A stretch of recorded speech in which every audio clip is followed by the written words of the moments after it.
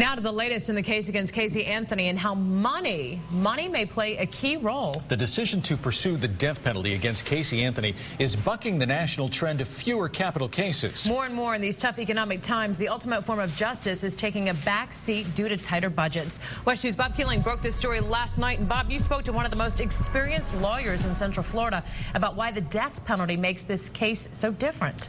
That's right, Martha. He says the amount of resources needed to try a death case is equivalent to 10 first-degree murder cases where life in prison is being pursued.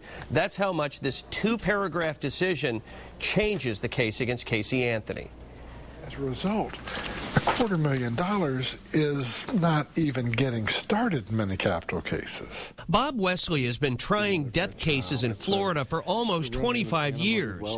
In this tight economy, he says cost has to be weighed heavily. On cases where it's going to result in a life verdict anyway, we've spent $1 million a year to $2 million, fill in the blank, in cases where death was truly not a possible punishment.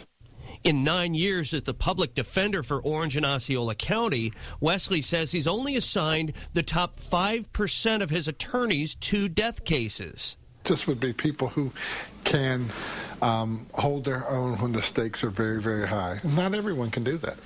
By law, attorneys in death cases have to investigate each aspect of their client's entire life.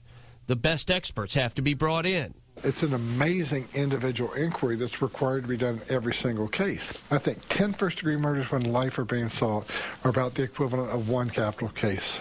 In terms of cost? In terms of the total resource commitment. Cost was one factor in the state of New Mexico repealing the death penalty a month ago.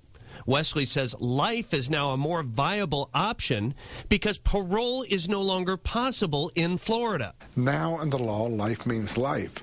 And the only ways out of the prison are that you die in prison and go out on a stretcher.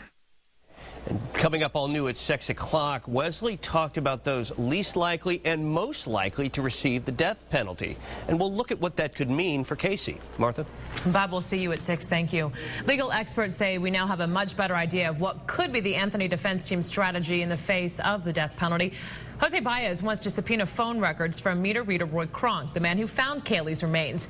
One legal analyst telling WESH 2 News the defense might try to use the records to find out who else Kronk talked to. The ultimate goal might be convincing jurors someone other than Casey planted Kaylee's body.